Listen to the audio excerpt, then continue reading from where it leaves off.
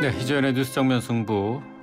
오늘도 역시 이태원 참사와 관련된 얘기 나눠보도록 하겠습니다. 오늘 주요 뉴스 정리하는 뉴스 인앤아웃도 역시 관련 내용 정리를 해보겠는데요. 오늘 함께할 출연자 소개해드립니다. 김영민 아나운서, 추은호 해설위원 함께하겠습니다. 안녕하세요. 네, 안녕하세요. 자, 오늘 이태원 참사와 관련된 얘기하기 전에 또 북한의 도발이 오늘도 또 이어졌는데요. 어제는 NLL 이남 쪽으로 포탄을 미사일을 발사했는데 오늘은 ICBM을 쐈네요. 네, 그렇습니다. 대한민국이 슬픔에 잠겨있는 지금 같은 시기에 북한이 이렇게 반인륜적인 행위를 이어가고 있습니다. 오늘 아침 7시 40분쯤 화성 17형으로 추정되는 대륙간 탄도미사일 ICBM 한 발, 그리고 아침 8시 39분쯤에 단거리 탄도미사일 SRBM 두 발을 발사했는데요. ICBM 발사는 실패한 것으로 분석됐습니다. 네. 합참이 평양 순안 일대에서 동해상으로 ICBM 발사한 것을 확인했고요. 최고 고도 약 1920km, 비행거리 760km, 최고 속도 약 마하 15로 탐지됐습니다. 발사 후에 1단 추진체와 2단 추진체가 각각 성공적으로 분리가 된 것으로 알려졌지만 추진력이 약해서 제대로 속도를 내지 못한 것으로 전해지고 있습니다. 발사에 결과적으로 실패했는데 그래도 이번엔 대륙간 탄도미사일을 쏘아 올렸다는 점에서 주목을 해봐야 될 것 같습니다. 어떤 의미로 해석할 수 있을까요? 네, 북한이 개발한 그 대륙간 탄도미사일 화성 17형, 이거는 그 사거리가 15,000km가 넘습니다. 네. 이거는 이 정도 사거리라면은 북한에서 발사해서 미국 본토를 겨냥할 수 있다라는 거죠. 만약에 미국을 타격하기 위해서 발사된다고 가정한다면은 대기권 밖으로 나갈 겁니다. 그래서 쭉 주변까지 간 다음에 다시 대기권 안으로 궤도로 진입해서 타격 지점을 향하게 되는데, 네. 근데 사실 대기권 밖으로 나갔다가 다시 들어오면은 그 과정에서 엄청난 마찰이 발생하지 않습니까? 그러면 열과 고압을 견뎌내야 되기 때문에 네. 사실 기술적으로도 굉장히 어려운 부분이죠. 일단 대기권으로 나갔다가 다시 들어오면은 중력을 이용해서 고속 낙하하게 됩니다. 그러면은 요격하기가 굉장히 어렵습니다. 그리고 파괴력도 굉장히 커지죠. 또 핵탄두도 하나만 탑재하는 것이 아니라 여러 개, 한 두세 개까지 탑재가 가능하다 그래요. 네. 미국으로서도 굉장히 위협적이지 않을 수가 없습니다. 그만큼 기술적으로도 굉장히 어렵고, 북한이 만약에 성공했다라면은 이거는 북한의 미사일 수준이 그 엄청난 궤도로 진입했다라는 것을 보여주는 걸 겁니다. 이번 발사를 보면은 물론 이제 실패다라고 이렇게 규정을 하는데, 1단 추진체, 2단 추진체는 잘 분리됐지만은 이후 탄두부가 비행하던 중에 추력이 약해서 제대로 속도를 내지 못하고 당초 계획했던 궤적보다 일찍 떨어졌다는 거죠. 네. 그런데 북한이 3월 16일에 화성 17형을 발사한 적이 있습니다. 이때는 고도 20km, 그러니까 그렇게 높이 못 올라가고 폭발을 했었죠. 그런데 오늘 발사한 걸 보면은 고도가 1920km입니다. 거의 2000km까지 올라갔는데, 당시 3월 16일에는 폭발했을 때 평양 상공에서 폭발을 했습니다. 그래서 발사 당시에 파편이 논에 막 떨어졌다라고 하는 국방부의 발표도 있었고요. 사실 또 폭발 당시 평양 상공에 파편 비가 쏟아져서 주민들이 화들짝 놀랐다, 이런 증언도 있었습니다. 그래서 북한이 8일 뒤에 그 주민을 무마하기 위해서 주민 무마용으로 그 ICBM을 발사 성공했다라고 이렇게 보도한 적이 있었죠. 네. 알고 보니까 화성 17형이 아니라 화성 15형을 발사해놓고 이렇게 조작한 것이다라는 주장들이 있었는데, 어찌됐든 이번 ICBM 발사가 실패했다고는 하지만은 3월 발사 때보다는 기술적으로 분명히 진일보한 것은 있는 것 같습니다. 네. 일단 당시 고도 20km에서 초기 단계에서 폭발한 것, 이번에는 고각으로 발사해서 거의 2000km까지 상승했고 1단, 2단 분리에도 성공했다라는 점에서 북한 미사일 그 발사 개발 속도가 굉장히 빠르다, 이런 느낌을 받게 됩니다. 예. 북한에서 연이은 도발을 계속 이어가고 있는데 지금 한미 연합훈련 상황입니다. 이 비질런트 스톰이 지금 진행 중이고 내일까지로 예정돼 있었는데 이걸 연장하기로 했어요? 그렇습니다. 북한이 지금 비질런트 스톰에 대한 성명을 내고 계속해서 날선 반응을 보이고 있고 네. 지금 북한의 도발이 이 비질런트 스톰에 반발하는 성격으로도 풀이가 되고 있는데요. 이 내일까지로 예정이 됐던 비질런트 스톰 연합 공중 훈련이 이제 연기가 될 것으로 보입니다. 연장을 하기로 했습니다. F-35A, F-35B 스텔스 전투기 등 한미 항공전력 240여 대가 투입된 대규모 연합 공중 훈련인데요. 북한의 이번 도발에 대응하기 위해서 연장하기로 했습니다. 북한은 이번 도발의 이유로 비질런트 스톰을 꼽고 있지만 사실 미국 측은 오래전부터 예정된 훈련이었고 북한의 이런 것은 핵 도발을 위한 구실을 찾기 위한 네. 것이다라고도 하고 있는데요. 이 훈련이 북한에게 얼마나 위협적인 훈련인 건가요? 일단 비질런트 스톰은 한미 공군 연합 공중훈련은 2015년부터 계속 실시해온 훈련입니다. 물론 명칭은 과거에 비질런트 에이스라는 명칭으로 훈련을 했다가 올해부터 비질런트 스톰으로 이름을 바꿨어요. 네. 명칭만 바꾼 것이 아니라 훈련 규모도 올해부터 굉장히 대폭 확대된 것은 사실입니다.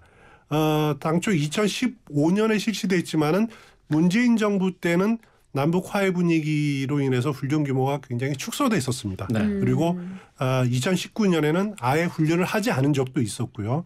그런데 이번 훈련은 어떻게 보면은 미군의 주요 그 전략인 F-35B 스텔스 전투기가 그 투입됐다라는 게 굉장히 눈여겨볼 대목입니다. 네. 이거 F-35B 스텔스 전투기는 수직 이착륙이 가능합니다. 그러니까 항공모함에서도 운용할 수 있는 미국의 전략 자산인데 지난 7월에 F-35A 스텔스기가 한번 온 적이 있었고 또 9월과 10월에 핵추진 항공모함 로널드 레이건호가 온 적이 있지 않았습니까? 네. 이번에 F-35B까지 그 전략 자산이 잇따라 이제 한반도에 전개된 것 이것 자체가 북한의 7차 핵실험 가능성에 대해서 강력한 경고를 보내는 것이다. 이렇게 보시면 될 것 같고요. 과거에는 이 정도 대규모 훈련이 진행이 되면은 북한은 숨죽인 듯이 조용히 있었습니다. 그렇죠. 그런데 올해 달라진 점은 어찌됐든 간에 북한은 자신들이 갖고 있는 자산들, 미사일을 계속 쏘아댄다라는 것이 이것이 좀 분명히 달라진 네. 점은 분명해 보이는 것 같습니다. 말씀하신 것처럼 한미연합훈련 기간 중에는 북한의 도발도 잦아들었고 뭐 전혀 움직이지 않았었는데 지금 이렇게 도발을 이어가는 것의 뒷 배경은 핵이 있는 것 아니냐 네. 하는 얘기들을 많이 하고 있어요. 네, 지금 7차 핵실험이 임박했다 하는 예측들이 나오고 있죠. 네, 도발 연이어서 하고 있으니까 이제 북한의 남은 카드는 7차 핵실험이다라는 풀이가 나오는 것 같습니다. 한미는 김정은 국무위원장이 조만간 7차 핵실험 단행할 가능성에 주목하고 있는데요. 네드 프라이스 미 국무부 대변인은 북한이 도발을 계속한다면 추가적인 대가를 치르고 세계의 비난을 받게 될 것이다. 이렇게 경고하면서 7차 핵실험 앞으로 발생할 가능성에 대해서 좀 엄중 경고하고 있습니다. 북한이 추가 도발, 7차 핵실험을 하는 것을 막기 위해서는 한미가 앞으로 어떻게 대응해야 할까요? 국가정보원이 지난 9월에 국회에 이렇게 보고를 했었죠. 북한이 7차 핵실험을 감행한다면은 미국 중간선거일 이전이 될 가능성이 있다. 이런 네. 보도 들으신 기억이 네. 있을 텐데 미국 중간선거일이 11월 8일입니다. 그러니까 그렇죠. 예. 이번 주 아니면은 다음 주 초까지라도 가능하다라는 것인데 북한이 핵실험이 어느 정도 실무적으로 준비가 됐는지 저는 그건 잘 모르겠습니다만은 사실 북한이 핵실험을 한다면은 김정은의 결심에 따라서 언제든지 진행이 될 수 있다. 이것이 일반적인 시각인 것 같고요. 여기에 그 오늘 ICBM을 발사했다. 미국을 겨냥해서 ICBM을 그 발사했다라는 것이 상당히 의미가 있다는 생각이 듭니다. 네. 어제 북한이 탄도미사일을 NLL 이남으로 발사한 것은 주로 우리를 겨냥한 거거든요. 그런데 ICBM 발사는 미국을 노린 것이 분명한 것이고 또 그것도 미국 중간선거를 앞두고 발사를 했다라는 걸 보면은 어찌됐든지 간에 바이든 행정부를 흔들겠다. 이런 의도가 당연히 있다고 봅니다. 여기에 만약에 7차 핵실험까지 가능한다라고 한다라면은 강행한다라면은 그거는 북한이 이제 그 완전히 지금과는 달라진 모습을 보이겠다라는 그런 뜻이 담겨 있는 것 같아요. 핵실험은 한 차례로 그치지는 않을 겁니다. 네. 지속적으로 핵 능력을 지속적으로 증강하겠다라는 것을 보여주게 될 거거든요. 왜냐하면은 그 핵탄두를 그 소형화하고 경량화된 그런 것을 만들기 위해서 실험을 계속 이어갈 겁니다. 그러면은 북한은 지금까지는 전혀 다른 수준의 핵 위협 능력을 추구할 것이다. 그런 의미라는 거죠. 네. 그런데 북한이 이런 위협을 도발을 감행하더라도 과연 국제사회 유엔이 제대로 대응할 수 있을까? 이거는 이미 그 우리가 한계를 보지 않았습니까? 네. 중국과 러시아가 유엔 안보리 거부권을 틀어주고 있는 상황에서는 안보리도 무력화될 수밖에 없다. 그러면 어떻게 되느냐? 이제 이거 저는 개인적으로는 한미 양국이 북한이 핵실험을 감행한다면은 북한에 대해서 북한이 감내할 수 없을 정도의 고통이 온다. 이런 점을 일관되게 전달하는 수밖에 없다. 물론 우리 내부에서 북한 핵 위협에 맞서서 우리도 핵 능력을 키워야 된다. 아니면은 핵 공유 협약을 미국과 체결하자, 전술핵 무기 도입하자라는 주장도 있지만은 그것은 좀 신중해야 될 것 같고요. 먼저 북한의 일관된 메시지를 전달하는 것이 중요하다라는 생각이 됩니다. 네. 자, 북한의 핵실험 여부. 오늘 뭐 ICBM 발사가 실패했습니다만은 강행할 것인지 아니면은 시기를 다시 조절할 것인지 관련된 내용은 잠시 뒤에 전문가와 함께 좀 알아보는 시간 갖도록 하겠습니다. 자, 계속해서 이태원 참사와 관련된 내용 살펴보죠. 자, 여야가 참사 뒤에 곧바로 정쟁을 접어두는 그런 모습을 보였었는데 112 신고 접수 내용이 이게 나오면서 여야의 공방이 점점 더 격해지고 있어요. 네, 그렇습니다. 지금 국정조사 카드까지 꺼내든 상황인데요. 정의당이 어제 이번 참사의 원인 규명을 정부에 맡길 수 없다면서 철두철미한 진상규명을 위한 국정조사를 추진하겠다라고 밝혔습니다. 민주당도 오늘 이제 국민이 국회에 부여한 책무를 다할 때가 됐다라면서 이태원 참사 진상규명과 책임자 처벌을 위한 국정조사 요구서를 제출하겠다고 밝혔습니다. 하지만 여당인 국민의힘은 좀 조심스러운 모습인데요. 주호영 원내대표는 범위나 시기, 수사가 진행되는 상황 등을 고려해서 수용 여부와 시기 등을 검토해야 한다라고 즉답을 피했고, 또 국민의힘 정진석 비대위원장은 국정조사보다 검수완박법 개정이 먼저다라면서 검수완박 법안을 비판하는 목소리도 냈습니다. 네. 일단 국정조사가 이루어질까요? 저는 국정조사 이루어질 것으로 봅니다. 그리고 또 필요하다고 생각하는데, 국정조사는 뭐냐면은 이제 국회 차원에서 중요한 특정 현안에 대해서 진상 규명하고 조사를 할 수 있는 제도입니다. 이제 국정감사와 다른 거는 이제 국정감사는 해마다 국정 전반에 대해서 이렇게 국회가 들여다보는 거지만은 국정조사는 그때 특정 사안에 대해서 이렇게 진상 규명을 하는 건데, 단적인 예가 최근에 실시된 국정조사가 2016년 박근혜 정부의 최순실 등 민간인에 의한 국정농단 의혹 사건 진상규명을 위한 국정조사가 진행된 적이 있었죠. 네. 이 과정을 통해서 우리가 청문회가 열린 것을 기억할 겁니다. 물론 국정조사를 하더라도 국회 차원에서 진행되는 국정조사의 한계는 있습니다. 국회가 수사권이나 기소권이 없거든요. 네. 그렇기 때문에 또 거기다 이제 강제력이 없다라는 이야기죠. 네. 거기다가 여야 정치권이 진행을 하다 보니까 각자의 정치적 입장에 따라서 전혀 다른 목소리를 낼 것이 분명하거든요.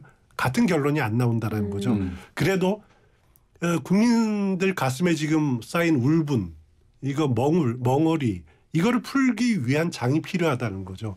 이 국정조사가 진행되는 청문회 현장에 이런저런 책임자들이 출석을 해서 또 추궁을 받고 어떻게 대응했는지, 무슨 말을 하는지를 똑똑히 TV 생중계를 통해서 중계되고 이걸 지켜보는 것 자체가 역사의 교훈이고, 네. 또 국민들의 그 울분을 풀어주는 최소한의 장치다라는 거죠. 그렇기 때문에 저는 국정조사가 필요하지 않느냐라는 생각이 됩니다. 일단 민주당과 정의당이 공동으로 아마 발의를 할 거고요.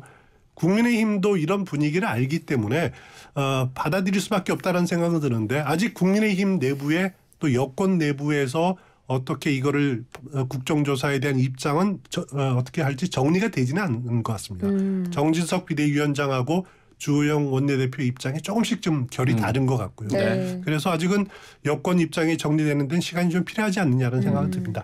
앞서 정진석 비대위원장이 검수완박법 개정해야 한다라고 비판한 이야기를 전해드렸는데 한동훈 법무부 장관도 관련 입장 밝혔습니다.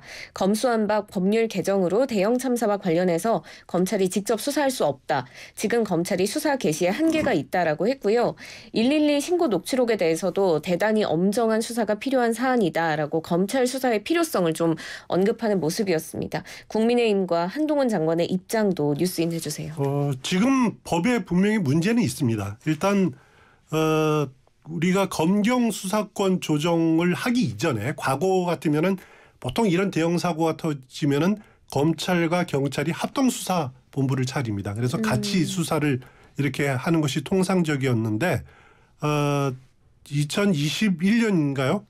검경 수사권 1차로 수사권 조정이 됐을 때 그때 검찰이 직접 수사할 수 있는 수사 개시 범위를 중대수사범죄를 6가지로 한정을 했었죠. 네. 여기에 대형 참사가 들어가 있었습니다. 그래서 검찰이 수사 개시를 할 수 있었죠. 하지만 올해 검수완박법이 통과되면서 검찰의 직접 수사 범위가 부패, 경제범죄 2개로 축소되지 않았습니까? 그러니까 검찰이 직접 수사 개시를 할 수 있는 근거가 없어진 거죠. 네. 그런데 올해 이제 그 하반기에 이런 이야기들이 나왔죠. 한동훈 법무부 장관을 중심으로 법무부가 시행령을 고쳐서 검찰의 직접 수사 대상을 확대하려고 한다라고 하는 보도가 나온 적이 있는데 이것은 주로 경제범죄 그리고 공직자 범죄입니다. 공직자 선거범죄라든가 부패 경제범죄 이런 것들이 대상이었고 대형 참사는 시행령 개정 대상에 포함되지 않았습니다. 네. 그렇기 때문에 검찰이 직접 수사를